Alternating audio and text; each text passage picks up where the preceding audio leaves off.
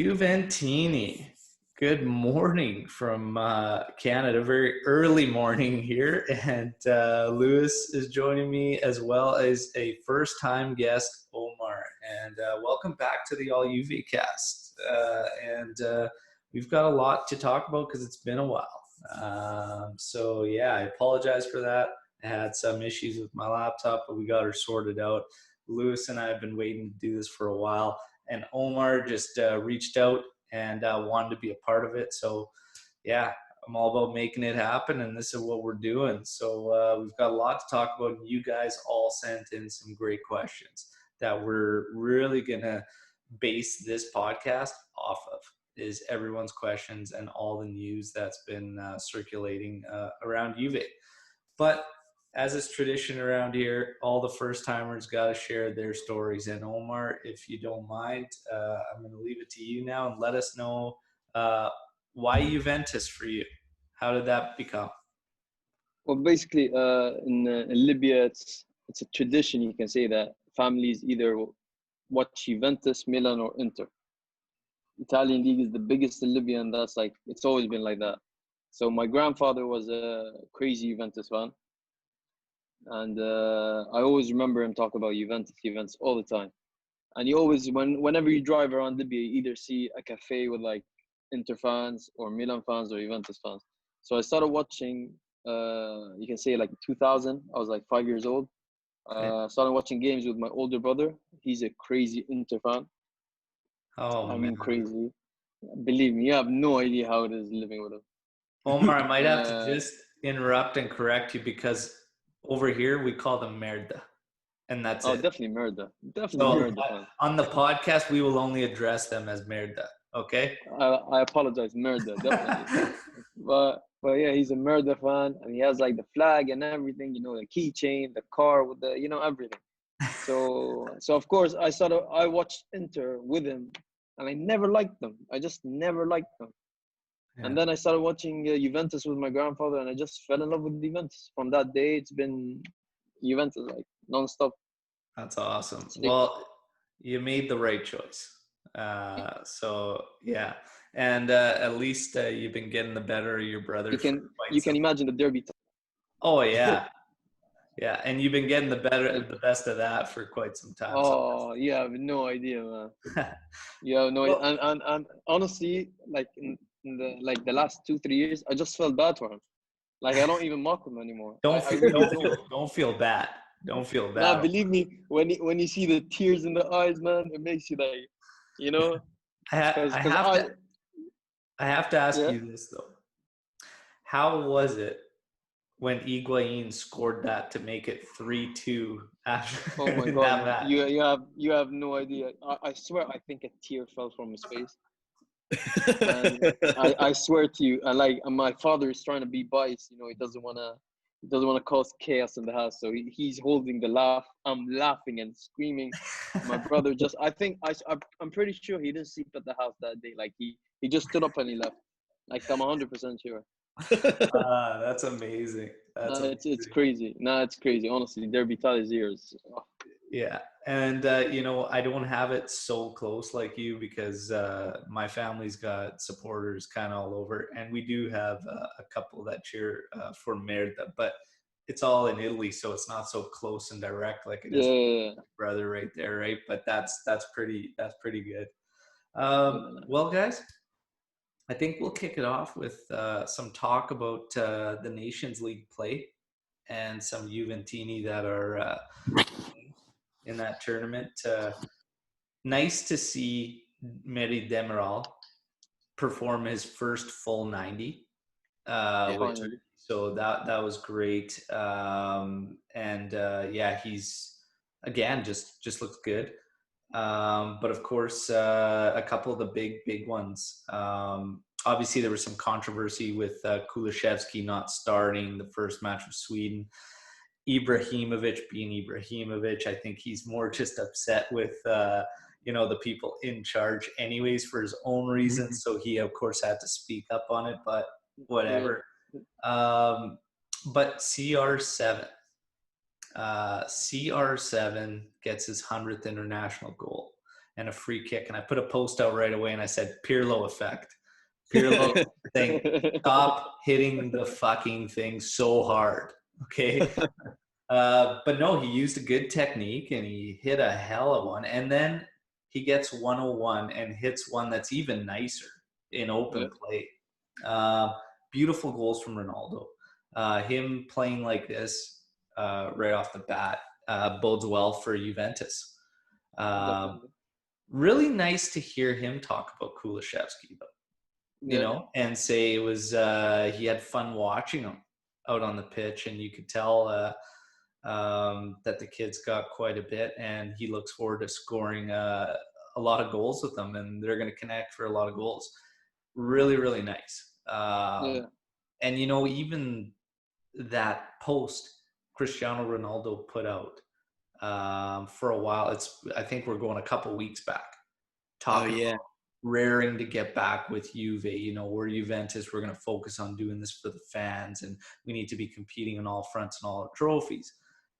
The guy's just beast mentality, like, to say the least. It's honestly the mentality we've been missing, to be honest. Oh, it's unbelievable, and it needs to bleed through to all these other guys, because you hear some of these other guys and the inconsistency, mainly Bonucci, to just say, we're satisfied with just Serie A, you know, and that's it. But you see Ronaldo, and it's just like, man, this guy is a freak. He is such a Juventus player, like DNA, just in and out. When I read that post, I was like, that guy, like, that is a Juve player, right? That's what a Juve player should have. Yeah. And it's nice too, like the timing of that. I think I DM'd Al and said, like, it makes me want to run through a brick wall. Like, let's go. Because, you know, Pirlo gets tired. You hear all the financial issues. And CR7 is just like, no, we're locked and loaded. But the mentality is just so different for him. I mean, for 35 years old, he still, like, acts like someone who hasn't won the European Championship 6 times. Exactly, yeah. That's the hunger we need, definitely. Yeah, he's like he just, like, when you watching the Lyon game, like, he is just on a different wavelength than everyone else, and he's trying, man. He's trying nonstop. Even if he doesn't play well, he's trying. You can see it, and that's what I like about him. And what I hate about Bonucci's comment is after the game, De Ligt said, you know, we're Juventus. We should have beat Lyon. We should have went through. Ronaldo motivating. And then you've got Bonucci after winning 9 leagues in a row. He says, but our goal was to win the league. I mean, how can he say that? You know, and that's what Ronaldo brings. He's like, no, we don't look at the league, or we're looking for everything. And that's what we need to do. Yeah, I agree. I mean, I think that, you know, when I hear Bonucci say that, to me, it's just so complacent and so like lame and just weak and satisfied, just satisfied, right? Whereas you hear Ronaldo, you see in him, it's never satisfied. More trophies, more accolades, more winning. Let's go, like, always pushing forward. And to hear Bonucci say that is just like, holy Christ. But Bonucci has missed the mark many, many times, you know, when it comes to interviews. So we'll leave it at that. But yeah, Cristiano Ronaldo, I mean, we need to really, really, just, it's still wild to me that he's playing for Juventus. Even at this age. And I'll be honest, if we talk about this from the get-go, I thought at that deal, at you know, the 100 mil, whatever, you're going to get high wages. I said it then, I'll say it again. You have to sign him. You know, did it hurt us? Yeah, it's made things a little tight, but only because we made some bad moves prior. You could definitely argue we were not in the position to get him because of those deals that were going to come up, but it's really hard to say no. And when you look at Lionel Messi and the recent mess that they've gone through with Barca and whatnot, I mean, I don't know, man. I see two different mentalities when I look at the two. And even when you watch them on the pitch, I see two completely different guys. I see, like, Cristiano Ronaldo with the drive and the workforce and the mental toughness. And I see Lionel Messi with just an insane amount of God-given talent. You know what I mean? And I think that's how you could separate those two. But I mean, an example you can use, Alberto, is for example, Juventus Atletico, where he kept like pushing, attack. But when you look at Messi, of course, Messi, I'm never going to talk about Messi because he's honestly, like, as you said, it's unbelievable. Oh yeah. But like in games like Liverpool, Roma, he's not, you don't see him like motivating people, let's go. He takes the ball, he tries to do whatever, and that's it. But Ronaldo keeps like pushing, let's go. And that's what I like. Yeah. It's That's for me why like I take Ronaldo now. It's an absurd just like thing to think about. Like I bought the Ronaldo jersey very recently just to make sure I remember it, because it's not every day you're going to see a 35-year-old show up and score 40 goals in a year, right? A 35-year-old. It's just it's nuts, and he just is a freak talent and just a really great athlete, and we're lucky to see it, and hopefully he can get us across that line. We are lucky to see both of them, if we're honest. You've definitely got two generational guys going at it at the same time, and I appreciate both of them for what they bring and what they do. You could go back and forth on either one of them all day, and I totally understand it. But we'll leave that for the fanboys. Now we get to our actual Capitano currently, Chiellini. And I love that guy, man. My God, against Holland. Okay, took him a little while to get into it, okay? But all things considered, coming off the injury, very limited minutes in the season last season. You got the COVID break. This performance was solid. It was absolutely rock solid from him. And, I see these messages popping up, and of course it's somebody that always has to try and shit on anything Juventus, but he's putting up those guys. Are you talking about him retiring to let young players play? Yeah, and Bro, right now all I could say is, tell me somebody that should have his spot right now, because after that performance he proved it. I go, you can't, like, I'm sorry, but Romagnoli's not there. Acerbi is 32, and by the time he retires he's going to need another 20 years to try and catch up to Chiellini. He's not going to don't even say it till he retires. Just look at the Bosnia game with Acerbi. What are you doing? Yeah, I mean, Bonucci can't defend by himself, because Bonucci is, in my opinion, defensively not that good.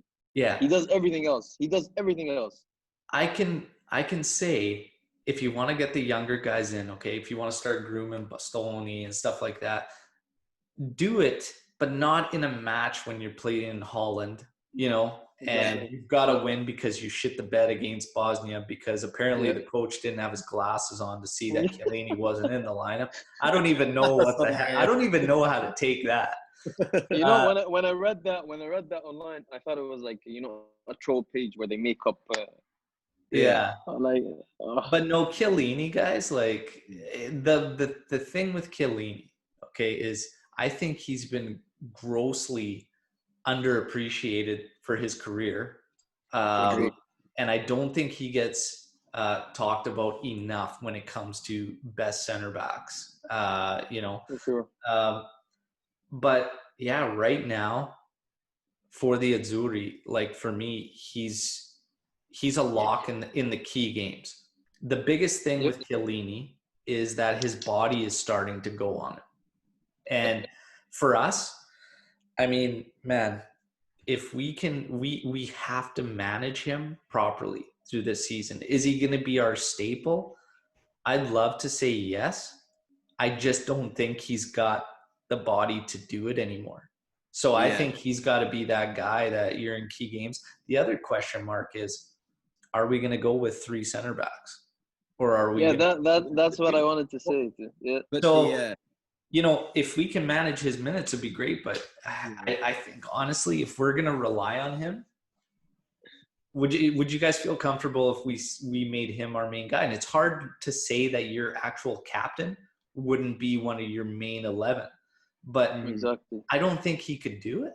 No, but I think like it'll be like a periodically kind of thing, like you were saying. Like I think like he'll obviously start the year there or in somewhere in that defensive unit because we're down De Ligt. Demiral is getting back in playing shape again, and yeah, so I think that Chiellini will be someone we rely on very early. But once De Ligt comes back into the fold, that's when you kind of like say, hey, we're gonna pull you out maybe like in the winter a little bit, keep you fresh for when you come to the season where you have Milan on a Sunday and a Champions League game on a Wednesday and then someone on that following Saturday that you can't lose to. And I think like even if Chiellini can play a pivotal role, even if he's not playing the minutes that Bonucci played last year, where if he's getting in those games where we're saying, hey, we're going to rest De Ligt because his shoulder's bothering him, or we're going to rest Bonucci because he has a twig on the hamstring, great. Like, let's do that. Yeah. So here's where my head's at with it, right? So we know that Romero is going to go to Atalanta. Okay. It looks like he's signed to wrap up, right? Yeah. And we've got our mainstay, Rugani, right? So he doesn't even count anymore. And I don't even want to talk about what the hell Pirlo's been doing with Danilo at center back. I don't even want to talk about that. But no, I think he saw him at fullback and he gave up. So he's like, okay, let me try you at center back. Center back, I've got the position for him: left, right, out. Okay. Yeah, right I agree. This is the thing. If we go with 3, you can't do it because of the De Ligt. For me, you can't do it because De Ligt is out until November. Should one of those guys take an injury, then you have to scrap the 3 anyways. So I think you've got to go with 2 to begin the season. And I think, honestly, that's the only way we're going to be able to manage Chiellini's body, is have a rotation of Demiral and himself pairing up with Bonucci. And I know that people might take that the wrong way, saying that Bonucci's always in there. But the truth of the matter is he needs one of those guys to be the aggressor. And usually Chiellini does that for him, and Demiral will definitely do that for him. And then just clean up in behind and move the ball out, right? Get it to the mids that it needs to go to. I think, honestly, that's going to have to be the way we should attack it. If Pirlo's trying to go with 3 at the back, if one of those options is Danilo, if one of the other 3 get injured, and then Rugani has to come in for extra minutes, I just think it's just imagine 3 in the back: Danilo, Rugani, Bonucci. Holy Christ, man! It's too early for that, Omar. For me, I think we'll see. It'll probably start in the back 4. I assume we'll probably see like Sandro, Chiellini, Bonucci, and then whoever they put it right back. Quadrado. I do think that Pirlo talked a little bit about wanting to have like kind of like a rotating back 4, back 3, which to me means that, hey, when we're defending in a back 4, but when we're attacking, we're just trying to spread it out a little bit and maybe go into a back 3. So sometimes when I read those rumors like Danilo at center back, I just imagine no, when they were rotating he just dropped in, like I don't know, man. It's tough to take because it's the unknown with Pirlo. What is he gonna do? Who knows what the heck's he gonna do? And I mean, honestly, like, I don't know. Maybe it's like even a way to show like, what the hell do I do with this guy? Maybe show management like, not that management can really do anything right now because we're in a bit of a predicament. But we'll get moving on. I'm sure that's going to come up with all the great questions you and Tini have sent in.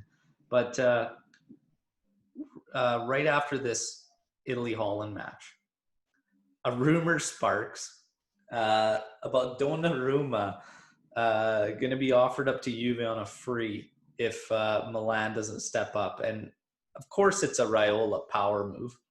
He's just trying to force their hand. Leverage, But everybody knows Alberto likes a good hypothetical situation. So the hypothetical is Donnarumma on a free at a wage of 9 million euros. And to me, that's a no-brainer. Yeah. It would be a no-brainer. And I couldn't believe the pushback I was getting. I got a little bit of pushback. I was disgusted with some of those comments. I was just like, listen, Tech has been great for us. He's the top 5 in the league. But for a club that like has no worth on any of their players, if you could sign a free keeper who's 21, is the future, you know, of the Italian national team, probably will be one of the top 5 goalkeepers in the world in the future. You do that, and then you sell your top 5 goalkeeper for money. Like, yeah, it's like, to me, it's all about context, right? And this is what I was getting into it with the people on Twitter. And I just said, you know, like the ones that were pushing back, I said, if we were talking about a transfer fee for Donnarumma, then your argument of keeping Tech because there's no need there is valid. Okay. Yeah. But we're talking about getting this kid on a free.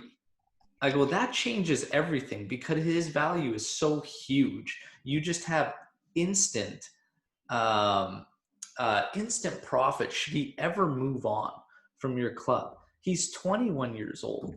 And to be honest, in my personal opinion, the gap between Szczesny and Donnarumma is not big, if any. Really. Like, Donnarumma has so much experience already at 21. He's miles ahead of Szczesny when Szczesny was 21 years old. For sure. Miles ahead of Szczesny at 21. And people need to remember, we paid like 12 million euros for Szczesny. Yeah. He could easily help our books out. So if this hypothetical situation were to amount to anything, that kid on a free, and then people are freaking out about his wages. 9 million euros? Szczesny makes like just shy of 7. Where it's not like we're making an astronomical jump there. If we could ever get rid of Slam and Sami Khedira, I mean, Jesus, you've got extra money there too. It's like you're 9 million euros to a really great talent. It'd be one thing if they were like, hey, we're going to go sign, you know, Karius for 9 million euros. It's like, no, you're giving 9 million euros to a really good talent. It's all about context, right? Like I said, there's no need to change from Szczesny, but that particular opportunity would make it like a no-brainer, in my opinion. And people want to talk about Szczesny's only 30 years old. That's great. This kid's 21.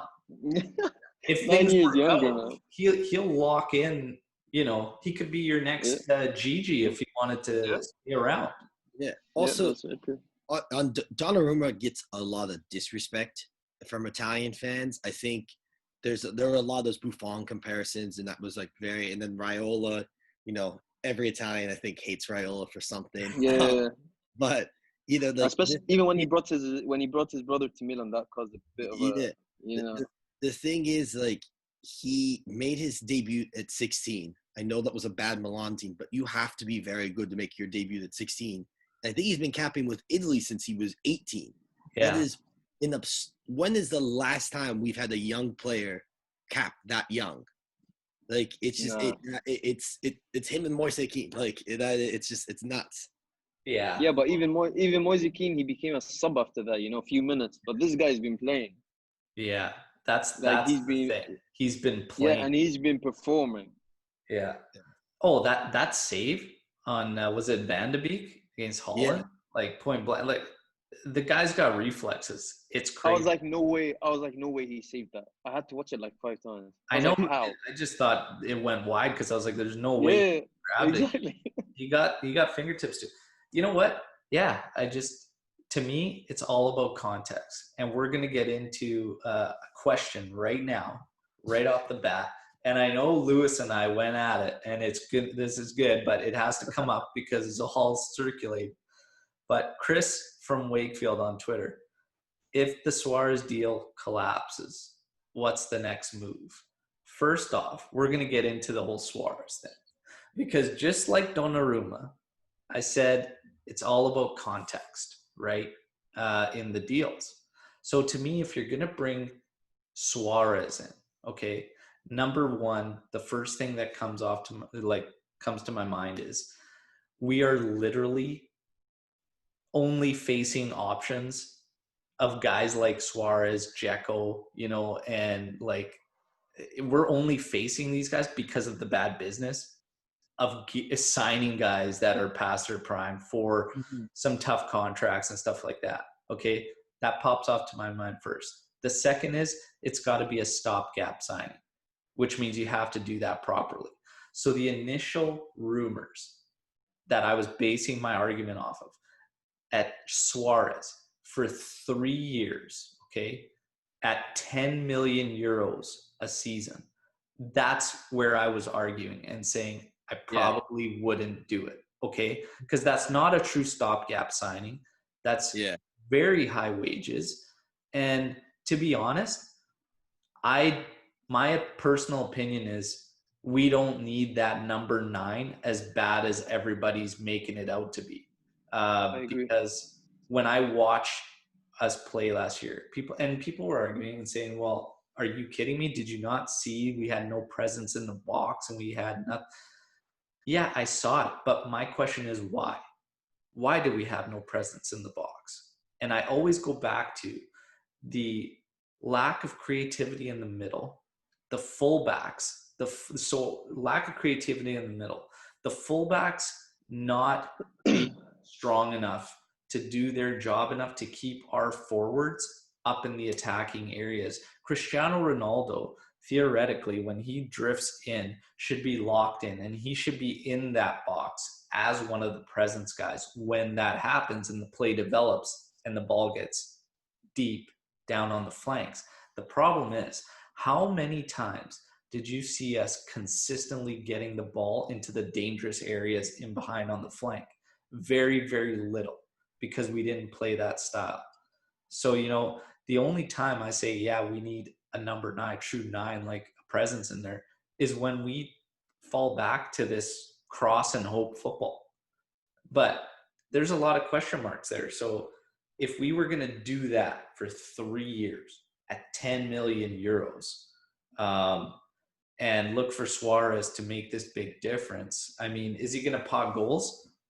Yeah, I wouldn't put that past him. But to be honest, his Champions League numbers, this last one, he got about 7 goals. But before that, he had like, I think 4 or 5 in 3 Champions League seasons over a span of. I saw that one the other day. Yeah. Over a span of 20 something games, right?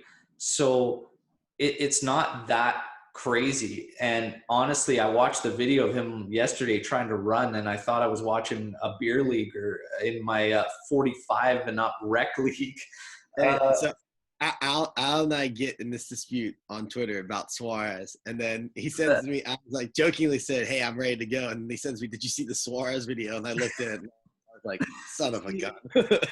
But then the next report comes up. 2 years. The 2 years. 6.5 million euros with an option for the third. And that is a true stopgap sign. Okay. And because I said context, the first deal is ridiculous and I would never do it for Suarez.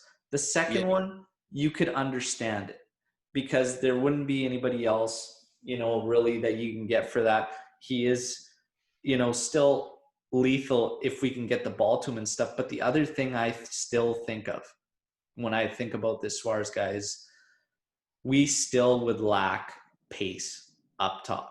We wouldn't have pace. Our press would still struggle. So everybody wants to talk about the Dybala, Ronaldo, Suarez trio. We would still lack pace. I can't see us countering with those 3 in any way, shape, or form. We still wouldn't have counterattack. I don't know, man. I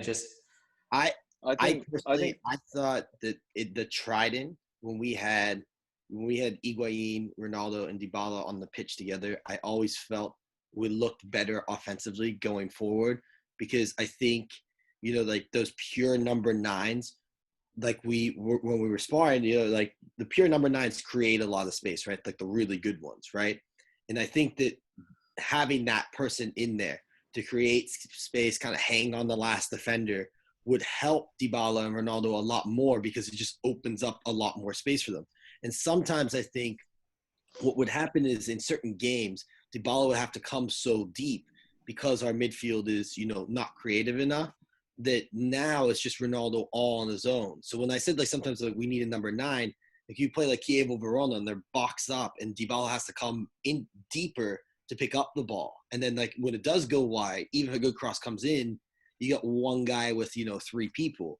Yeah. Now, I do agree how something that we do lack is midfielders that could get into the box. And I hope that, like a player like Arthur, or, that if Bentancur, as reported, is going to play next to Arthur rather than in the Regista rule, like, maybe he'll get into the box a little bit more. But it is really concerning that fullbacks and wingers struggle with, getting the ball into the box.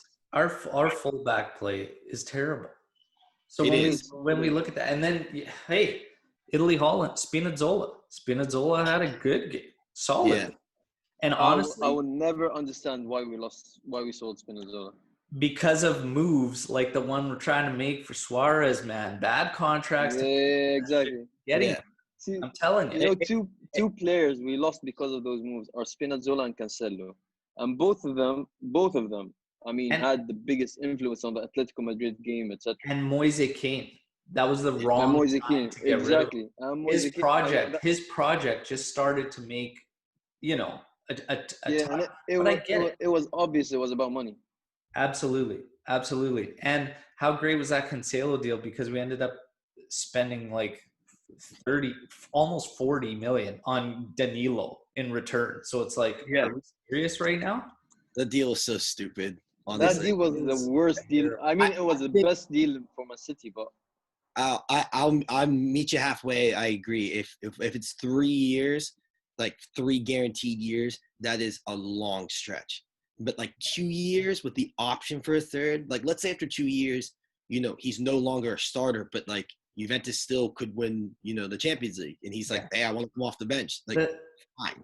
The biggest thing is the financials. That 10 million to 6.5 is a big game changer for Suarez. Because but look, what I don't get about the Suarez deal is they want to give him at least the reports you've seen, Alberto, is at least 6.5, right? Yeah. Higuain is making now 7.5. Yeah. We all know how stubborn Higuain is, and he won't leave without terminating his contract. He's gonna ask for 7.5. That's 100%. That's what his brother said. So 7.5 and then giving Suarez 6.5. I mean, what's the point? Just keep Higuain for a year, let him go, and then check Suarez next year. And also, if we're not gonna play with the number 9 because we have Dybala, Ronaldo, and Kulusevski. Are we just gonna throw the guy we bought for 35 million? Yeah, and again, this gets into what are we going to do with the formation? Like, how are we going to play, right? So, I mean, there also could be, like, we don't know how we could play, but there were times last year where Sarri would employ that 4-2-3-1 where he'd throw the extra winger on, and Juventus just looked like a whole nother team. But because none of those players can ever stay healthy, so like maybe they look at it that way. Yeah, I don't know. I mean, it does seem strange when you look at it from a whole. We've got a guy that's older that we want to get rid of, that we are actually going to have to pay to get rid of, and then we're going to take money and just put it into someone else that's going to have zero value at the end of his term with us again and stuff. But again, 2 years at 6.5, you could make that sacrifice. But to me, I mean, if that was the route we were going to go, I would be more willing to just say sacrifice Ramsey in a transfer to bring Moise Kean back. If that's what, because Moise, I agree. Nothing for salary. He's going to be young, and he would just be like a rotation guy. And not only that, but he still provides you flexibility in the formation, right, to adapt. And the only reason I say that is my whole theory was never knocking Suarez or discrediting his goal-scoring ability or anything like that. But the 20-something goals in La Liga, we know how much harder it is to score in Serie A. Cristiano Ronaldo, the best goal scorer of all time, arguably has said it himself. He's doing it, but he's a freak. And I will never hold Suarez up to Ronaldo. So the fact that he's doing it, I don't think we should jump on that and be like, oh yeah, no, like these guys are killers. They'll come in. I don't really know, right? I think there's other areas. For me, it was midfield had to be addressed priority, and fullbacks is our next. Like, the problem right now is nobody is buying, right? Nobody's buying. I would personally make a move for Sandro, and I would take what we can get there and spread it out a bit, right? If I could buy a fullback before we sign Suarez on a free, just hypothetically, I would do it in a heartbeat. The question is, how do we buy a fullback right now? Well, and I think a loan with an option to buy. That's the only way you can. I think that's the only way right now you're going to make is like loans, swap deals, getting players in. So Chris from Wakefield. And I mean, Milan and Inter are doing that, so we should do that. Yeah. Chris from Wakefield. If Suarez deal collapses, what's the next move? So here's the thing. Unfortunately for the Azzurri and Roma, Nicolo Zaniolo suffered another ACL tear. This could potentially put Bernardeschi back in play for Roma. What we do with that move, it's not going to be financial. Yeah. They won't be paying. Mm-hmm. Does that put Dzeko back in the mix? Possibly. I think now all of a sudden that might change things if Roma should require Bernardeschi's services. The whole thing with Suarez and this passport and this course and stuff like that is all up in the air too, and you're hearing a lot of mixed reviews over that. But Bernardeschi comes back into play. I think Dzeko's back in the mix. Dzeko apparently, according to Sky or somebody like that, says he's not moving from Roma, but you got to take everything with a grain of salt. I think Dzeko's back in play. Personally, I'd be fine with Moise Kean. We've had fans giving a shout to bringing Mario Mandzukic back. And man, honestly, like, I don't know. It's just like, listen, I love Mandzukic. I love Mandzukic. But what are you trying to do, man? You're going back in the side. We don't want like a 34-year-old coming back. Also, he wasn't like a 20-plus goal guy a season, you know? It's exactly how I felt when Higuain was like, going to stay last year. My heart was like, but my gut says this is not good because last year, Mandzukic, I love him. He gave us a great service, but you could see him slowing down, physically. He wasn't getting to, chances that he normally got to. That's the wrong move. I'd pick Moise Kean if I had an option. If we could get 100%. I agree. So Chris from Wakefield's question actually ties into Daniel Jafari's question because he's got a few questions here. One is in regards to our number 9, and it says Marco Piazza as our new number 9. Discuss. I mean, did he so he's been training up top, and that's only because the other guys haven't been there because of international duty, right? Well, Dybala just got back and he's doing his training thing and trying to I read this week that Pirlo only puts him there because he doesn't know what to do with him and there's no 9 to put there. But like I can't see it, but I mean Piazza's that guy that's like, man, so unlucky and tried to ship out and like injuries, and it's just like I would love to see him as a winger, playing where he needs to be. Yeah. He is he's like Luca Morone for me. He's that guy that like everyone's like, oh yeah, we have that guy, and it's like he's gonna be loaned out again next year. Like Piazza shows up in these pictures from Juventus training and stuff, and everybody's like, who the hell is that guy? And then it's like, oh yeah, that guy. Listen, I completely forgot about him for a while, and I was watching the videos of the training, and I'm seeing this guy doing back heels and passing, and I'm like, yo, who's this guy, man? He's really good. I thought he was like an under 23. I'm like, oh shit, Piazza's back. I know. I don't even remember where he went last season. I know he went to Fiorentina, but then I don't even know where he went. No, Piazza, man, he's just like that bad cold you can't shake, and you just like lingering and lingering and lingering. But I Yeah, shouldn't but say I it's like a think bad cold because we don't even know, because he's like he's exactly. played like how many matches for Juve? I remember him scoring one goal for us. Yeah, he Champions maybe League. scored that goal against Porto and then just got hurt immediately after. Yeah. But so Daniel Jafari says Piazza as our new number 9 discussed. I think it's honestly just to get somebody to fill the spot in training purposes. I don't think he'd ever be our number 9. But, I haven't heard of anything good come from those training sessions with him up there because, usually if a guy really turns it on in training sessions, you'll hear about it, right, in the reports, like apparently Arthur has been in the Regista role. Apparently Arthur has been doing fantastic through all the training sessions, so we'll see if that amounts to anything. But Daniel Jafari also adds, will you be mad if we go trophyless this season? Instantly, yes, of course. Absolutely. I would always be upset if we go trophyless. But from a term of expectations, in terms of expectations, with Pirlo joining Juventus, are your expectations the same as they are every year for Juventus? In Europe, no, but in Italy, yes. So I don't expect us to win the treble. If we did, that'd be great. I expect us to perform well in Europe, which means that hey, we'll get to the quarterfinals and get knocked out by Man City, maybe. But in Italy, the standard is set. You should win the Scudetto. I mean, we've kind of run it like Bayern Munich has run the Bundesliga the last 10 years. And if you can do the double, you should get the double. Yeah. Omar, where are you at with your expectations? Are they the same or are they a little less because of Pirlo having no experience?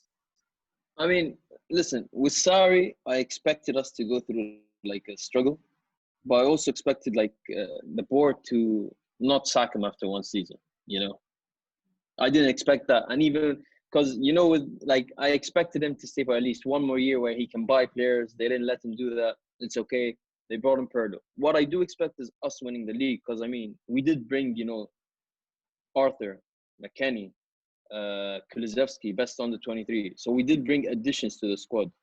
Us winning the league will be we flopped because we did add players. We did improve,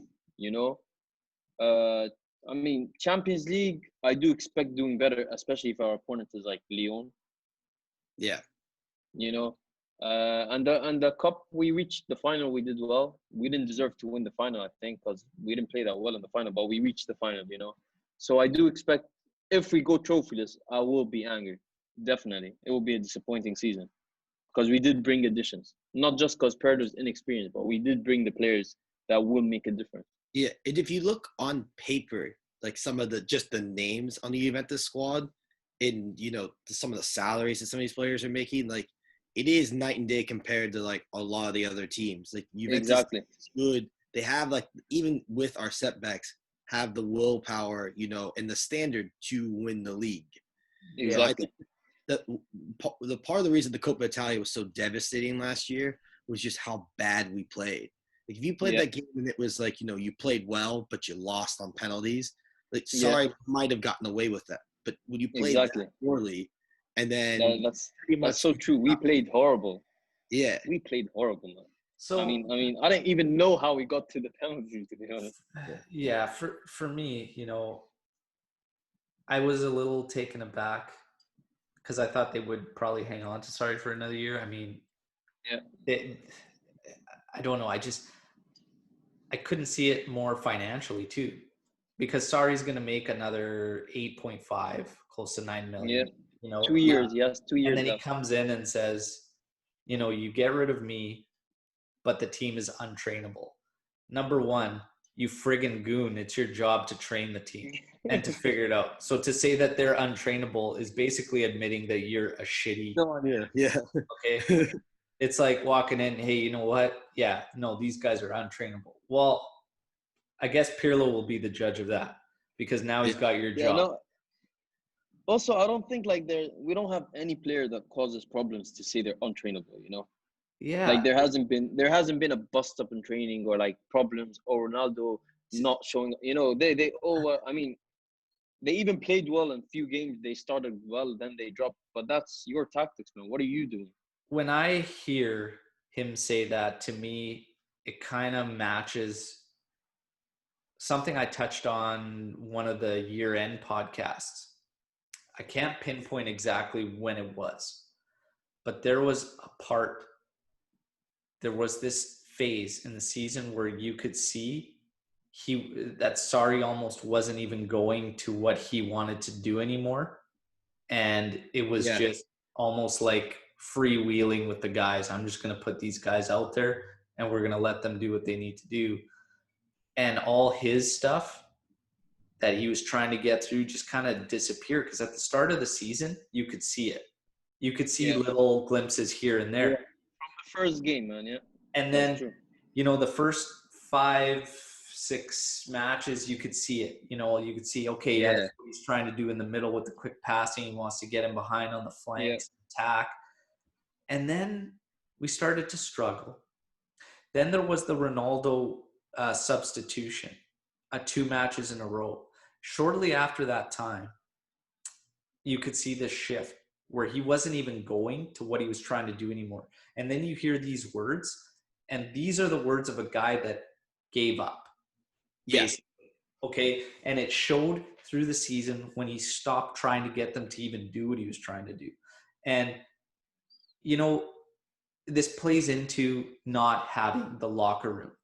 Because if you're going to be a manager, you're going to be a coach, you're going to do something. If you're trying to say something or do something or get the guys to follow your lead, you need to believe in it yourself. And you need to say it and act on it with conviction. Yeah. And if you're just going to be like this, oh, well, yeah, these guys can't do it. And he even said that in an interview. Yeah, I can't get these guys to do what I'm trying to get them to do. Well, Jesus Christ, man. Number one, don't say that. And number two, keep reiterating the importance of what you're trying to accomplish. Get them to do why. But there was just this disconnect. Sarri simply does not fit Juventus. Okay? Yeah. Watching him sweat profusely in these disgusting blue navy shirts all the time. At least Pirlo will bring that Juve aura to the club, right? I guarantee you he'll be looking. The guy could put on a fucking trucker's hat and socks and sandals and still make it look cool. So really, I what the hell. I really hope he goes like full Pep Guardiola with the cardigan look, like, you know, he's at least gonna look good. But I'm curious to see how Pirlo will react in situations, because I never saw him as that rah guy, or you know what I mean. But it's gonna be interesting. However, I do like that he brought in Igor Tudor. And that's going to be fantastic, man. Yeah. I think that is your rah guy, and a guy that knows what needs to happen at the back. Because there was a big shift in us too when Barzagli joined and then he left.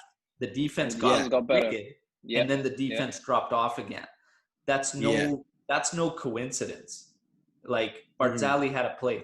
And it was also interesting because Barzagli left for family reasons, spending more time with family. However, when Pirlo was named to come back, Barzagli was one of the first names mentioned as possibly joining the staff. To me, that shows issues with Maurizio Sarri, to be honest. We know that Sarri is not the most, get along friendly type of guy. You know, he's very stubborn, man. But I'd like to say about Pirlo is that first press conference when he spoke about Juventus's DNA and the culture, and, you know, how, like, he spoke like it was like a combination of Conte and Allegri. You see where both coaches like put their, like, he spoke like Conte, but when he talked about tactics, he was talking like an Allegri team in those first like 2-3 years when he was flexing. The good years.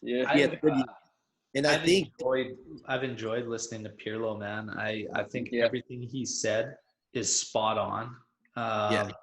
You know, I think, honestly, I'm going to be curious to see what he thinks, but I think he's kind of on the same wavelength.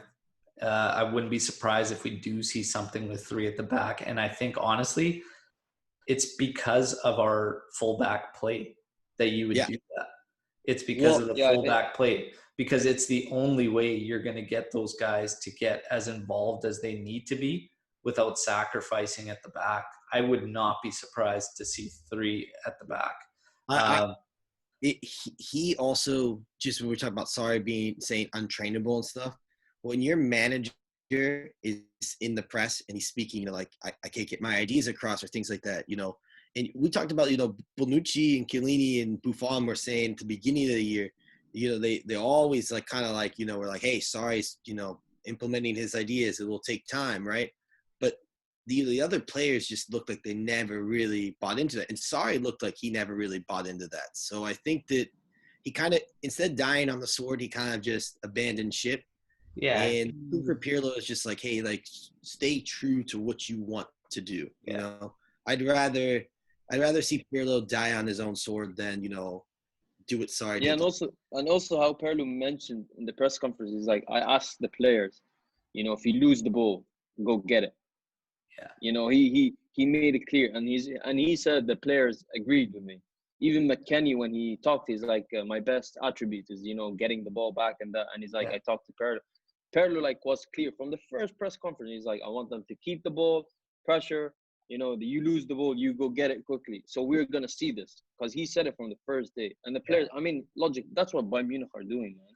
Every time they lose the ball, those guys just go and get it back, man. Yeah. And that's what we need to do. Way of football.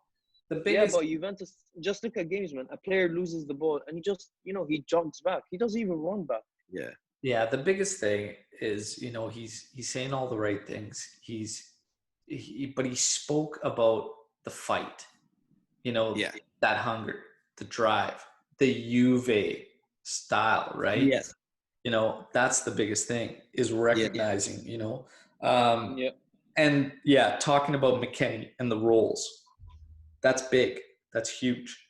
Mm-hmm. That's to me. I think that it's starting to make sense, because he's actually looking at the players with specific roles. Whereas Sarri, to me, felt like the same that we were getting a couple years prior, where it's like the roles didn't match. He was starting to figure it out, because you would have Blaise Matuidi coming in to close matches, not be there and be like driving into the area when the guy can't touch,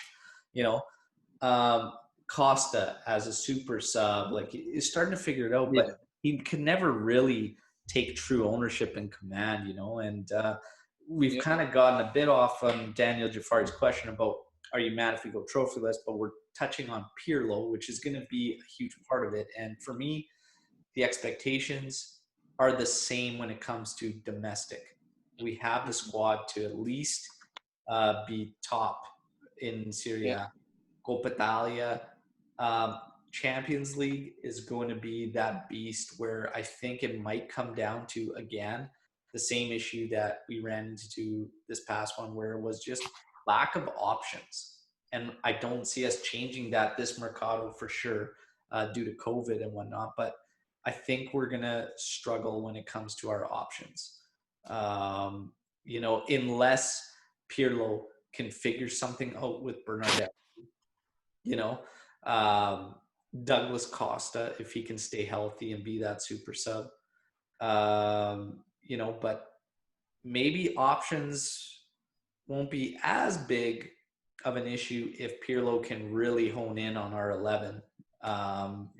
The additions of Arthur and Kulishevsky should help us out big time, should allow our forwards to go up, but it'll be interesting to see. They're really pressing for a 9, and I don't know. I think if I had to say right out of the gate, right back would be huge need for us. Yeah. Bro, right back is the most important position right now. Yeah. I mean, definitely. So, we're talking about Dean Massaro, he's saying, are we going to be able to sell or terminate any other players this window? We could terminate whoever the hell we want, right? It's just we're going to suffer financially. Our sellers market is a dumpster fire. Yeah, well, you've got to terminate Higuain. Khedira is another one. This guy just outlasts everybody. the first match of the season, I put a post out on Twitter. That tweet should have banged because it was like first match of the season will be Pirlo versus Khedira. That's the first match. This guy is like, you can't get rid of him. Yeah, he's a fucking hemorrhoid, man. He just like I've been tweeting about him for 3 years, man. I want this guy out of the club, man. I don't care if we start a GoFundMe and terminate his contract. It's unbelievable, man. Like, but are we going to be able to sell or terminate any players this window? Honestly, the only guys that we could sell, we shouldn't be selling. Definitely not right now. That's the only thing. Because if you're going to sell somebody right now, it's going to be the guys with value that you need. You're not selling Dybala, you're not selling Chesney, you're not selling Sandro because nobody's going to buy right now because he would be in a price range. Even Dybala would be hard to get offers. Nobody's spending that kind of money right now. Yeah, for sure. So Costa's reputation is starting to precede him with the injuries. You're not going to get, if they had a 30 million euro deal, like was reported weeks back, and they didn't jump on that from Man United, I'd be shocked. But with the recent news of them signing Donny van de Beek, they were probably in a flux of who they were going to get. But I found that a bit strange too, with Fernandes and Pogba in the middle and whatnot. But bringing Van de Beek, maybe they know something that Pogba, just won't renew or something, and that he's going to be moving on next season, so they bring in Van de Beek. I don't really know, but if Costa was out there and there was a 30 million euro offer, that's 8 million to the good of the books based on player amortization. You have to jump on that if you're Juve. I think part of the problem with the club is that they have these players that they can't sell for very much, but they still want to like get their value back, right? And I think like to bring Costa in, it was 40 million. So they're trying to get the 40 million back when it's like, and then just take the 30, get it out of there, get it off your books. They need to know when to cut the cord. Okay. Yeah. Like guys like Rugani should not last at Juve this long. Okay. Yeah. Way back when they should have cashed in, even if it was minimal, whatever, move the project on. Right. And this is a whole nother thing while I talk about context and these deals, even talking about Suarez and these older guys, because you start having too many of these guys that are closed-end deals. And what I mean by closed-end is there's no return at the end of the line. So if you look at our roster right now, okay, Buffon will not get anything out. It's over. He's with us to the end. Chiellini's with us to the end. There's nothing there. Bonucci's with us to the end. There's offers there. He won't take them. He won't leave Italy. He's with us. I don't know why, man. He's with us to the end. Cristiano Ronaldo, the freak that he is, whatever it is, there will be nothing substantial to Juve should he move on. Okay. So you've already got 4 guys. Rugani, very, very little value. Okay. Yeah. Very, very little value there. Danilo, there's nothing coming from that. Okay. Yeah. You're at 6 already. Okay. And it keeps going here. Bernardeschi will maybe you'll be able to get, recoup. Douglas Costa. Okay. Very tough sell now with all his injury lineup. Okay. Yeah. You're at 8 already. Yeah. You're at 8 already. Okay? Well, that's something that's hey. Sami Khedira. Okay. Sami fucking Khedira. Higuain. Okay. So this just shows you've got 10 guys on a 23-man roster already that you will see next to nothing for in the grand scheme of things. That is shocking. That's shocking for De Chilio, 11. Nothing there. No value there. So when you look at bringing what I don't get is they got offers for Bernardeschi, they refused.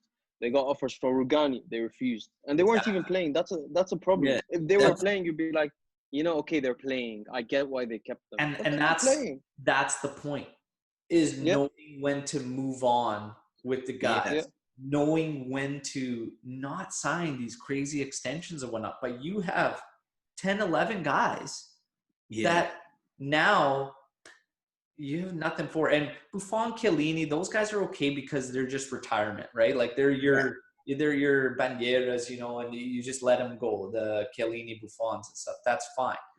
But you still have to factor that in with the new incoming guys and who you bring in or whatever. Because if that's not on the back of your mind and you're not looking to the future there, and you start piling up guys with no return, you run into these situations where you're either forced selling guys you really shouldn't be selling or don't want to sell, you know, which we saw. Yeah. Or you're just completely handcuffed, and pretty much your players have you by the balls, which we are also running into with some guys. Yeah. Well, that's what's concerning to me is the fact that Juventus have all these guys, you know, De Sciglio, Bernardeschi, Douglas Costa, Aaron Ramsey, even devil's advocate, you could say Adrian Rabiot, these guys under 30 that just like you can't move anywhere.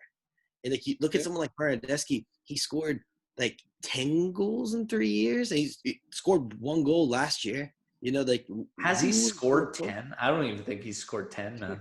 It's around. I think it's under 10, but I think it's close. But you know, let's give him 10, man. Let's give him 10. Yeah, but just like it's just. But point being, like, who wants to pay $40 million for Bernardeschi next year? You know, bro, I wouldn't get it. That's why I always tweet, loan Bernardeschi, just loan him. Maybe someone is like, oh, the guy did something with, I don't know, Sassuolo, let's buy him. Loan the guy. The thing with them is you're not going to get 40. But with player amortization, for sure. He's not actually in our books for 40, right? Because it goes by salary per year. So I think we have to we have to sell him for like 20, 25 to show some positives in the books. But it's not going to be much, and that's the point. You're not going to get 40. If you could get 40, his main value from the get-go now after player amortization, it would be a nice balance to the books. It would be a nice plus, but you're not going to get it. We know we won't get that, right? But especially now during the pandemic mercado, which is just a shit show, but these loan deals are the way we need to go. But Dean's question, are we going to be able to sell or terminate? I honestly don't see any sales going on. I think we're going to terminate Higuain's. Bernardeschi with Zaniolo injury, maybe, but it's not even going to be a sale. It's going to be, termination. I don't understand. And this is another thing with you. You're paying a manager that's not there anymore. We just paid Allegri another year. Now we're paying Sarri again. This was another, I think, key reason that they said Pirlo in now is because he's making like 1 million. It's like 1.5 or something like that. It's nothing. Yeah. They're not going to get anybody that is going to have Juve DNA in them, have the players respect instantly. They're not going to get that fit with the club for 1.5 million. It's either this guy for 1.5 million or it's these other guys at 10 to 12 who aren't going to come right now anyways. So I think and also about the bite the bullet. We're going into it right now. Yeah, and also about Pirlo is when they fired Sarri, everybody knew they were desperate for a manager. Yeah. So no manager would have accepted a low wage because they knew Juventus are desperate. So I think going for Pirlo was very, very smart. And it was like just for now. Yeah. So Iskander writes in, what and who is the problem with Juve as for now? The management, the coach, the players itself. He's just like, we're not improving in terms of playing and winnings where we used to be in the glory days. How can we improve? Well, I think we're starting to improve because we've got somebody that if you go into Juve's locker room, you have to be able to have the respect of the guys, and you have to have the locker room because you're going to have that roster, right? This is not a mid-table club that doesn't really have stars. Like, these are big egos, and you got to be able to manage that. Pirlo will be able to do that. They're on the right step there. Who's the problem with Juve as for now? Management, everybody's had their hands in it, right? The Yeah, players, that's exactly what I was about to say. It's a everybody mixture. has had their hands in where we're at now. We've got to dig ourselves up, and that's why I understand fans' frustrations when we see some of the same similar type moves that got us into this place, right? Yeah. We've got to dig ourselves out. The pandemic set us back at least another year. It might even be 2 full mercados before we can actually dig ourselves out. We just got the financials. This is the 3rd year in a row we're at a deficit, okay, which means trouble. However, it might, because of the pandemic, have more flexibility. Yeah. So we'll have to see how it's going to line up. But it's another negative. And we're taking hits left, right, and center. Blaise Matuidi left. There's no money there. It was a mutual whatever leaving, but we got nothing out of it. It is what it is. Still good to save that salary. Kadir is At least he didn't ask for the rest of his salary. like it's crazy here. How do we improve? Better on business, man. Better on business. The big thing with the Pirlo coming in here is, I think Paratici, you could see Paratici, Nedved, and Agnelli. There's a lot of heads butting there.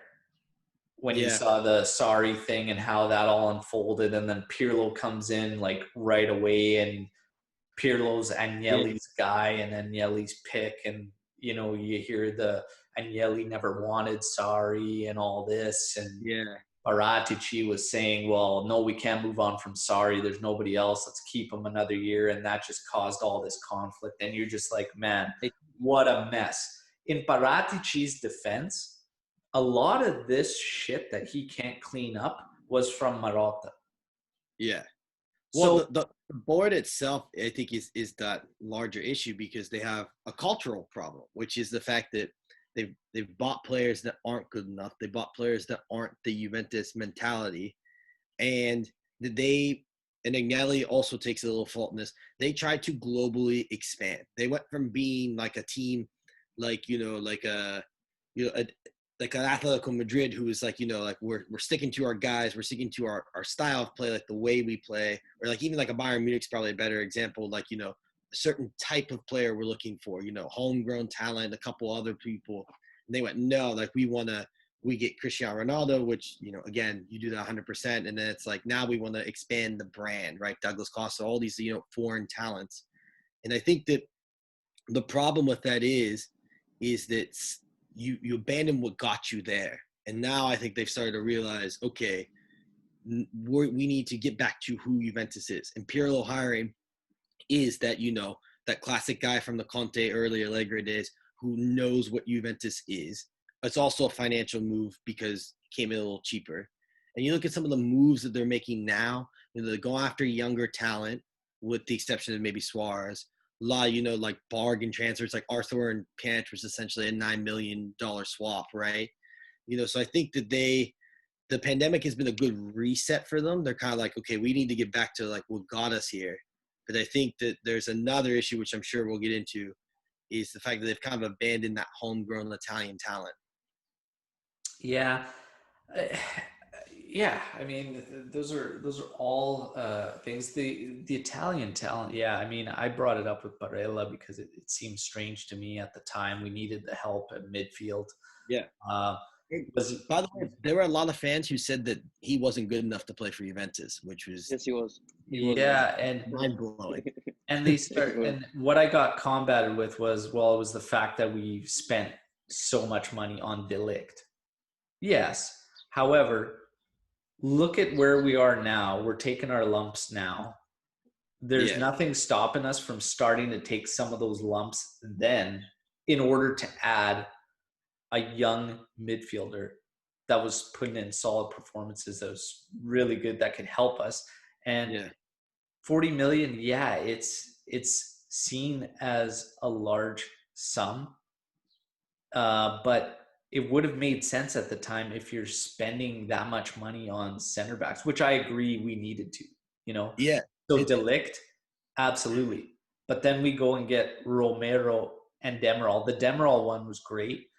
But did we really need to get 3? Yeah. Like, and Romero? Because then you dump that money into him.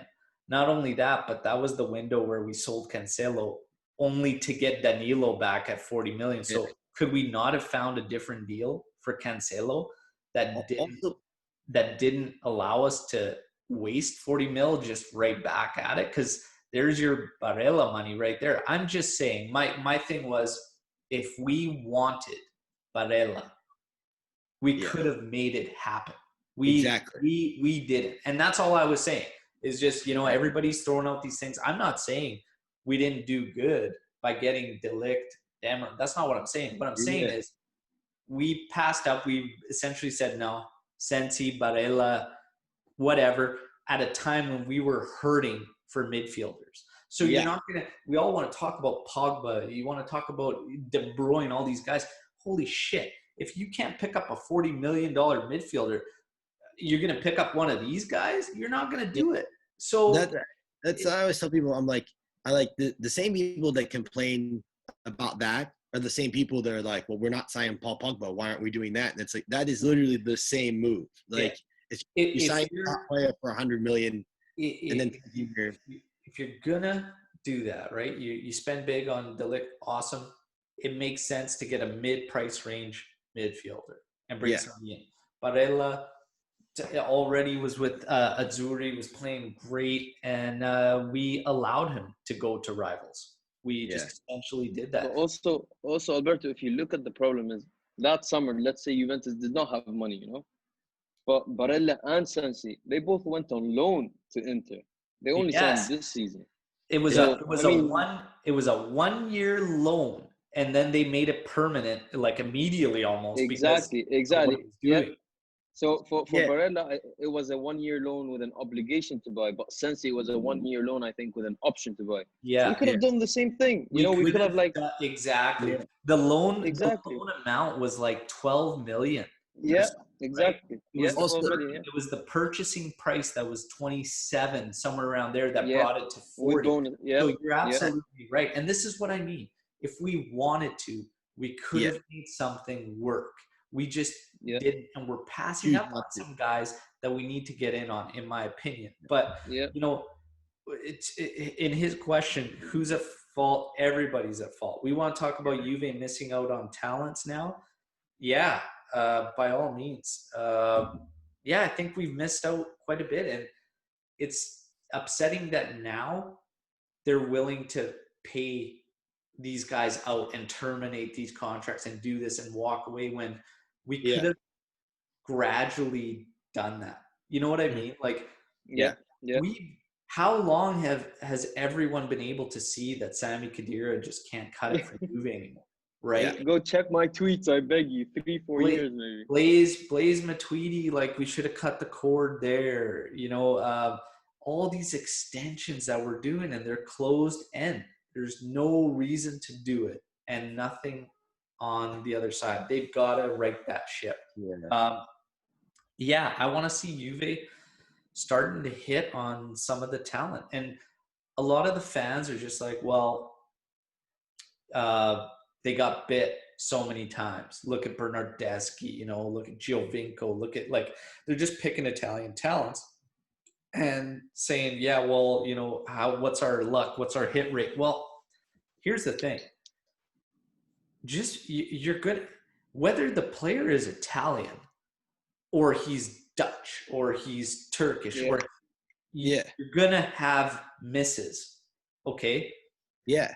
Guys like De Ligt, you're not going to sign in one mercado 7 De Ligts.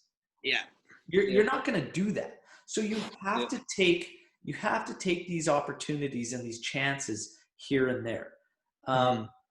And the Italian thing, like, it's not even just a matter of Italian. It's just the fact that it's easier to scout in that country because it's your backyard. These are So what's frustrating about it, it's not the fact that it's just an Italian player. It's the fact that you're missing guys in your league. Yes. Okay? When you're the best team in your league, you should be able to get the best young talent, right? Exactly. Like, Kulusevski is an example of that. Like, that is a player under 23, great under 23. Yes, you sign him, right? You should be able to. But the thing is, what we talked about earlier, right? Yeah. Knowing when to move on from the project if it's not working out. And that's the part that I think leaves the bad taste in fans' mouths more than anything. So they're just like, oh, look at this Italian talent, like failed, so and so. Yeah, but if we moved on at the right time, it wouldn't have been so bad. And then it's like, okay, we start the next project, right? I think too with this, and this is why it's important now, because this current crop of young talent looks very promising. Like they're capping early with the Azzurri. It's been a long time since we've seen that. And I think, like Al, you know this, but I was really big fan of Locatelli, right? Like I thought that was a move that Juventus could make, and he fit a lot of, they should make it definitely. Missing. And had a great game against Holland. I was doing cartwheels on Twitter over it, but but you just like some of like the like the backlash and things like that. That is a player, right, who like came from the Milan youth system, which is a good youth system. Did 2 years at Sassuolo, which is a very good mid-table team. And, that is a player where like, hey, you should get him. Sandro Tonali deal. I mean, did you see the deal that Milan made for him? Yeah. Juventus could easily do that, and I think, for whatever reason, there's something with this club where they are just ignoring some of these talents. They're going abroad. They're going maybe it's larger names, maybe it's a larger audience. I don't know what it is, but for whatever reason, they're missing out on some of these young talents. I think a lot of it has to do with how the Azzurri play. I think in terms of molding fans' opinions. Yeah. Because when the Azzurri were struggling there and whatnot, and it was just like, oh man, we have no talent, we have nothing. It's like, no, we have them. You just had an idiot as a manager that was picking these guys that is like, how is this the national squad? We had the guys. You've got Mancini in there now. Look at all these guys that are getting opportunities that are doing well. And it pissed me off to see that people were like, making this reactionary comment on Twitter. Oh, look at how reactionary everybody is because Italy did well or these players were doing well. There's been guys on Twitter saying Locatelli would be a good pickup for Juve for months now, and nobody's like buying into it. And they're like, oh, whatever. He plays great for Italy. Okay, has a really solid match. And then they're like, oh, look at how reactionary that is.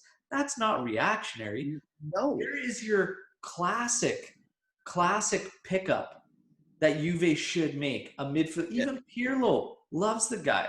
Says nothing but good to say about him. Yeah. Steps in there, does great. He's miles ahead of where he was when he was with Milan. And he would instantly help us in the middle of the park. And it's just but also when he left Milan, a lot of Milan fans were shocked with the move. Yeah, because they all love Locatelli. They actually say it. They say he's really good. He was a good addition. Yeah, but even beyond him, like it goes back to like what we were talking about with Donnarumma, where it's like here's this bright young talent, and people are just like no, that's a bad move. Why would you pay a 21-year-old $9 million? It's like because that upside, yes, it's every young talent is a gamble, but if you pick the right ones, eventually you will hit on one. Yeah. And I think you look at the current crop of Azzurri, it's not like these players are going for 50, 60, 70 million. A lot of them are going for under 50. And it's funny because then they'll be like, well, we can't pick Locatelli, but we have to put 100 million on Zaniolo. Like that is just a must. The other thing is too, you get spoiled too, because, if we're all thinking back to the time when we had a team of Maldini, Nesta, Cannavaro, Totti, Del Piero, if we're we at one point had so many insane players. Yeah. Pirlo in the middle there. It's like you can't just hold that as the measuring stick forever. Right? Yeah, that's very true. But you also had guys that jump in there that keep these guys in the national, when it's all about the manager. If he's not giving these guys the opportunity, all those guys broke in very, very early to the Azzurri. When you're talking about Nesta, Maldini, like all these guys, Del Piero, like Totti, Yeah. they were right in there. And nowadays, you know, it's just been a little bit different because of the managerial changes and whatnot. And it's like so many times, like there's these ties and whatnot, but the talent, I think it's there now. There was a little bit of a lull, but I think it's there now where we have a lot of good young talent. And going back to the earlier discussion when we even talked about Chiellini and whatnot and who you put in there, these guys should be used, but in the key critical matches, it's got to be your best 11, hands down. But I think honestly, Mancini's been doing a great job of balancing. I have no things with it, but I just think in fans' minds, like we get so hung up on this based on what they see out of the Azzurri and these guys aren't even playing for the Azzurri. Like, no, like junk, whatnot. I don't know. But I don't think it's that bad right now, man. And there's guys I would definitely take shots at. But fans got to be realistic in the Mercado when when we look back and missing out on Barella. Yeah, if you spend high on a center back, your mid should be a price drop. They're not all going to be 100 million euro signings, right? So we just got to be realistic. We've got a few questions still to go, so let's start rifling through here as we're getting close to wrapping up here. Abdul, what position should Juve have as a priority this transfer window? For me, it's right back. Right now, it'd be right back. Yeah, that's the right big back. Agree? Yeah. Yeah. Pete Fry writes in, can't we just go all in on Keane and have Higuain as backup at this point? Is Suarez and Dzeko really that much of an upgrade?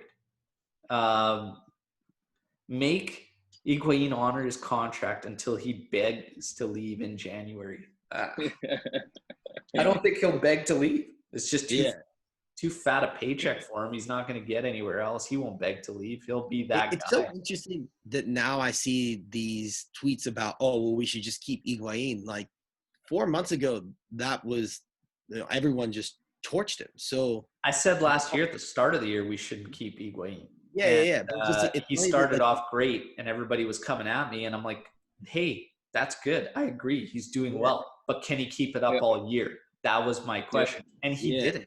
He couldn't. He did. He couldn't. It's just weird that we see that now. It's just like, all of a sudden we should keep him.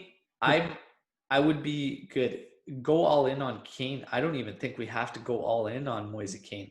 I think it's honestly like a swap. And the only problem is, again, the contracts. I would find it hard to believe that Aaron Ramsey would accept a transfer somewhere because I don't think he's going to get that salary matched, to be honest. Not even the salary. The guy came from Arsenal to Juventus. And then why would he go to Everton, Yeah. He would have stayed in Arsenal. So he might be reluctant there, He might be like, no, I came to Juventus to play for Juventus. I don't know how we could swing it to bring him in. The fee could be lower, maybe if they want to do a straight sell, but I don't know. It's an interesting. I'd like to see them make it work and just bring Moise Kean in. But I agree. Right back's a priority. I don't think it's gonna happen, fortunately. Yeah. If Paleo Pizza, if you are management and Khedira doesn't rescind, do you trust yourself not to give him another contract enough to let him play one more year? Or do you play it safe and change the locks? Change the locks. Yeah, change the locks. You know that somewhere someone is going to give him another contract. It's destiny at this point. Change the locks. Daniel writes in, how much of an upgrade is the current Suarez to Higuain if he joins? And who would win in a 100-meter race?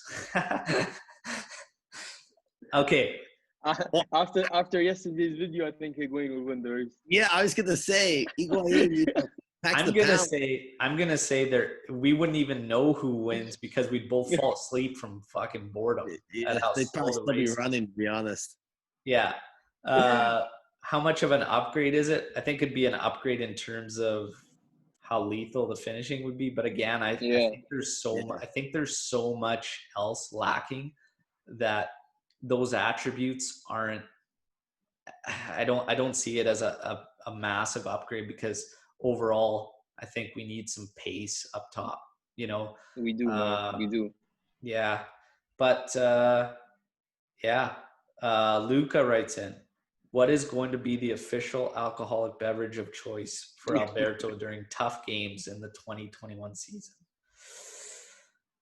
Man, it's usually I like to enjoy a nice beer, but when the crazy intense matches come up, I need something a little stiffer, and I do like gin and tonic. I really, really like gin and tonic. I just go straight abstinent through all of the Juventus. That's probably going to be my go-to. Okay. And then we're going to wrap up with Lorenzo. What's the dumbest rumor you've seen this window? Everything Momblano says. Anything Momblano says, yeah. He gives me so much hope, that guy, man. I don't even... Honestly, like, I think the Donnarumma one on it free is pretty stupid, to be honest. Like, I love talking about it hypothetically, but even Milan isn't that retarded to let that kid go for nothing, right? That one's pretty dumb. Danilo at center back was pretty stupid rumor. Pogba one as well. What's that? The Pogba one. Yeah, I was gonna say anytime I see like Pogba to Juventus, him refusing to renew to come back to Juventus. You're fetching for a story there. Like pre-pandemic, maybe, but like post-pandemic, like to come back for a free, because Manchester United's gonna make that mistake. Right? It's like it already bit them that they had to pay like 100 for him to come back, and now they're gonna let him go for nothing. Yeah, no way. No, that's impossible. No. And, I'm pretty sure in this contract they put no back to Juventus for free. Like that's, Yeah, the Pogba on free is pretty stupid. I gotta say that, but no, we've yet to be linked with Pep Guardiola yet. So only because Momblano there probably hasn't done it yet. Watch Pep will come like 10 years down the road and Momblano will be like, I told you guys. I was 99.9% he's joining, and here he is. 10 years. Juve Carter would deactivate if that happened. Yeah. So, we kind of touched on everything. The last thing for me is, how is Dybala's contract not extended? Yeah. This was another reason I was really pissed off with the rumors of 10 million euros to Suarez. This was another reason, an underlying issue of what pissed me off about that deal. You have a kid that's, the MVP of Serie A. He's, in my opinion, our best player in terms of overall play for the 100%. Team and how important he is. Yeah. Not disrespecting Ronaldo, he brings the goals and everything like that, but Dybala brings a whole nother element, right? Yeah. In terms of the overall play. If you're gonna nickel and dime this kid, and you guys are going back and forth and you can't figure something out, and it's reported that you're gonna offer him 8 million euros, you're gonna bring in a mercenary like Suarez and pay him 10 million. At the age of 33. That part pissed me right off, because I'm like, well, how many times could we slap Paulo Dybala in the fucking face before he says, you know what, screw you guys, I'm out? You know what, Alberto, I was going to tell you. Yeah, I was going to say that Dybala has been disrespected every year. It's crazy. With the contract renewal, with the pushing him to United, with the Tottenham sale, with the playing box-to-box midfielder, man. The guy, he's taking shit every single season. Every season. Yeah. And I don't get it. I doubt he asked for the number that they tweeted. What was the number reported they were talking about 15 million euros, and I can't. I truly believe he probably did ask for 12, because I think he's kind of worth it. He is worth it. Yeah. 12's in that reasonable range. Decent. Yeah, and it is. If you're Paulo Dybala, the club keeps trying to sell you, you should, as much as you love Juventus, you should be like, hey, give me 12. I've earned it. or don't give me anything. And I think Bro, he's playing I would have left. with them. I would have And left if I was Dybala. on the club's end, though, I think the reason this deal hasn't gotten done, and they're not saying it, nobody's really reported it. I think the club is secretly still looking to move him, and I think I swear I was gonna say. We will not see this deal get done until after the window shuts, because right now agree. there's only one player worth a dime for Juventus, I agree. and that is Paulo Dybala. And I know, and that's the bullshit about where the club's at and why I really get pissed off about moves for these mercenaries like Suarez. This is one of the reasons. We just talked about that list of guys we had to move to write the books. And then now all of a sudden, if you were to give up on Paulo Dybala and make that move and get rid of him, for a 30 to make room for what, a 33-year-old fucking striker that as of yesterday looks like a retired 45-year-old that can barely run. You're gonna get rid of Paulo Dybala at the age of 25, 26 years old. You should never do it. He's untouchable. This guy has scored so many goals for us since he's joined. He's had one bad year where the whole team played like shit, really. Yeah. And still, in that bad year, scored clutch goals for us. Well, in the bad year too, that is all down to the manager, because remember he said he can find the balance with him and Ronaldo. And Dybala stepped into the lineup and Ronaldo's goals went up. This is another thing, going back to that striker issue. Ronaldo and Dybala formed an unbelievable partnership last year. What's this need for a number 9? Oh, it's going to give them more space. They don't need space. They need support. They need exactly. That's exactly what I said. Yeah. They don't need. I think a number 9 can help them. I think that it could give them more goals. I think I think the right manager can get them to play together. I don't think it would be even any more beneficial than proper midfielders that can keep them forward so they're not dropping back. There was matches Ronaldo and Dybala were behind Pjanic. Who's the proper midfielder that you can physically buy tomorrow? Okay. No, but here's the thing. It's not proper midfielder. But you can't buy a proper midfielder. You can't buy anyone. No. We have the guys right now. You just brought in Kulishevsky. Okay. You brought in Arthur. You've got Bentancur and Rabiot growing huge. I agree. And you brought in Weston, and you have Weston McKennie, who's going to be your ball winner. We still don't know. You still don't know if Pirlo's going to go with a 2-man pivot or if he's going to go with just the one with the 2 mid-salas. Either way, you're done with the dog shit of Matuidi, Khedira. Like, get those guys out of there. Ramsey as a fill-in for sub, perfect. Kulishevsky also gives you the opportunity to play as an attacking mid should we need to. Yeah. Right? Keep Dybala and Ronaldo up. But what becomes the key when you do that? Your fucking fullbacks. Yeah. The fullbacks.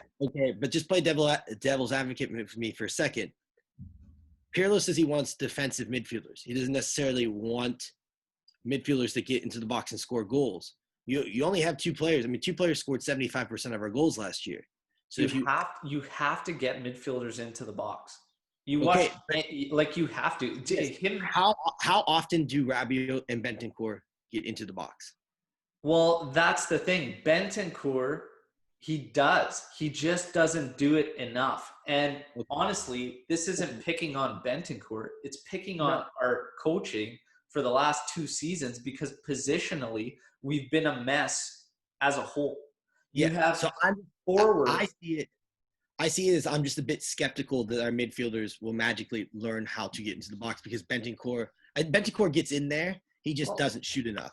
They need the guidance, though, man. They need the guidance. Again, a number 9. Why do we think this number 9 is going to do so much? Because he's going to be in a set spot that's going to always demand the attention, that's going to show for the ball, and guys can play off of him.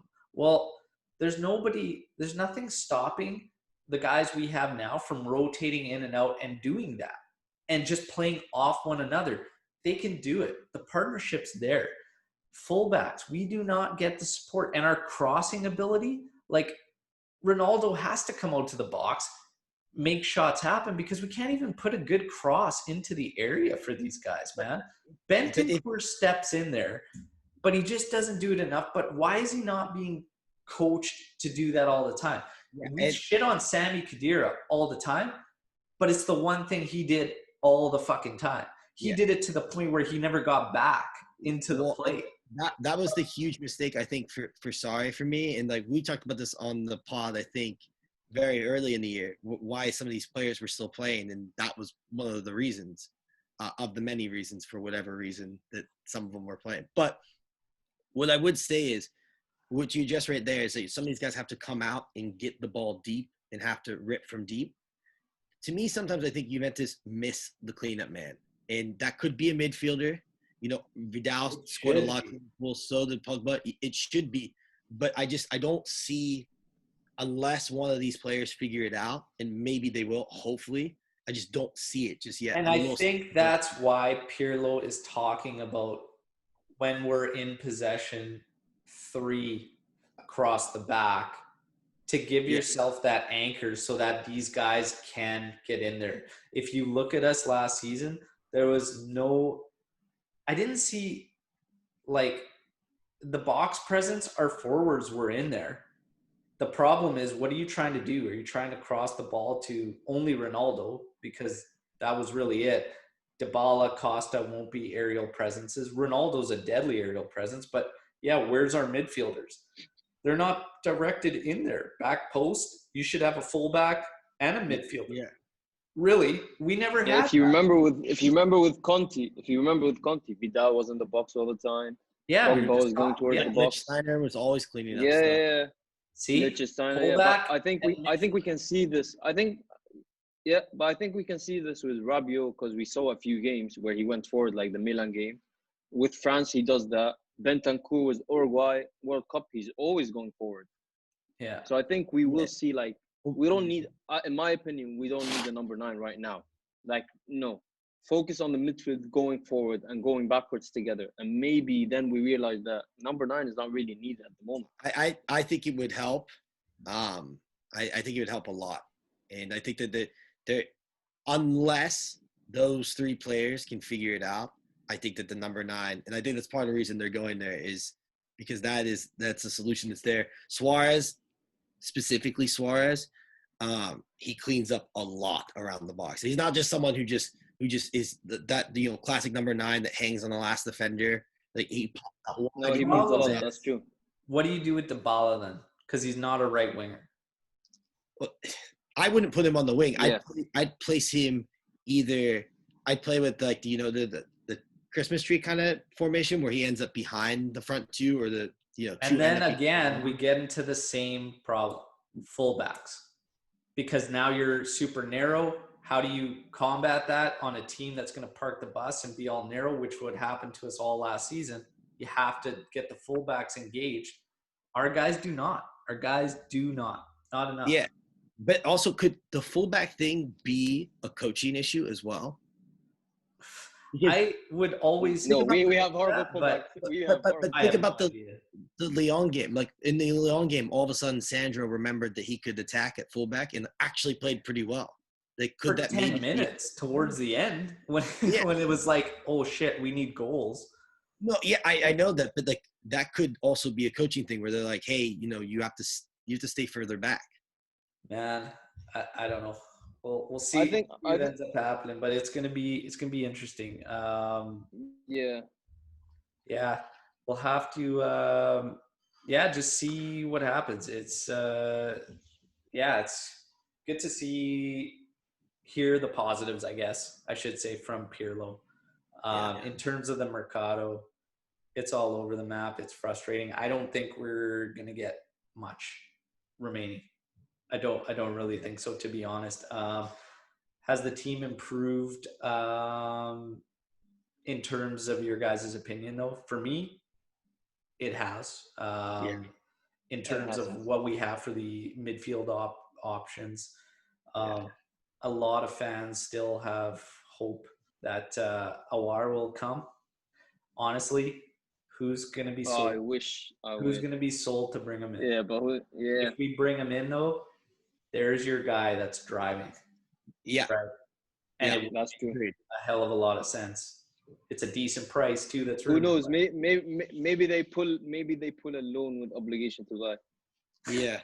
I think, well, you never know. I mean, I think that we've definitely improved. Like, I think Arthur is a class signing, and you know, like Kulizeski's a great young player, and then you know, Weston McKinney's a little bit of a wild card. You know, I know Al, we like him. Omar, I don't know what your thoughts are, but you know, I think that there's some good moves there.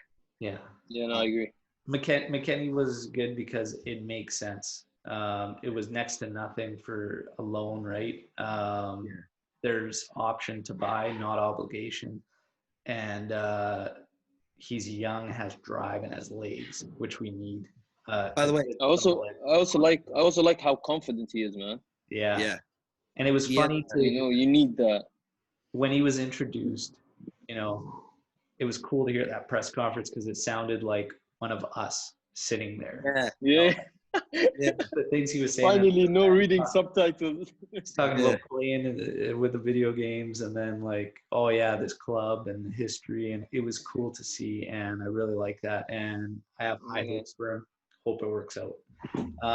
Guys, we're gonna wrap up the pod on that note. Welcome Weston McKennie, Pirlo. Yeah, hopefully he can recreate the magic he gave us from the midfield as a manager now. One way or another, it's going to be another roller coaster of a year, just like last year. You know, new coach again, same story. Frustrations with management, same story. But some new faces. And Delict will have to wait till November. But the guy's a beast. Demiral's back, which is great. And Chiellini proves when called upon, he's an animal when fit. So we'll see what ends up happening. We got Cristiano Ronaldo already banging in beauties. Paulo Dybala, get that extension done. Yeah, please. Get it done. For the love of God. Omar, Lewis, thank you so much, you guys. It's been a blast. And to everybody, stay tuned. We'll be doing a preview episode, getting ready for the season to come where we chase the 10th straight Scudetto. As always, Forza Juve, fino alla fine. Ciao.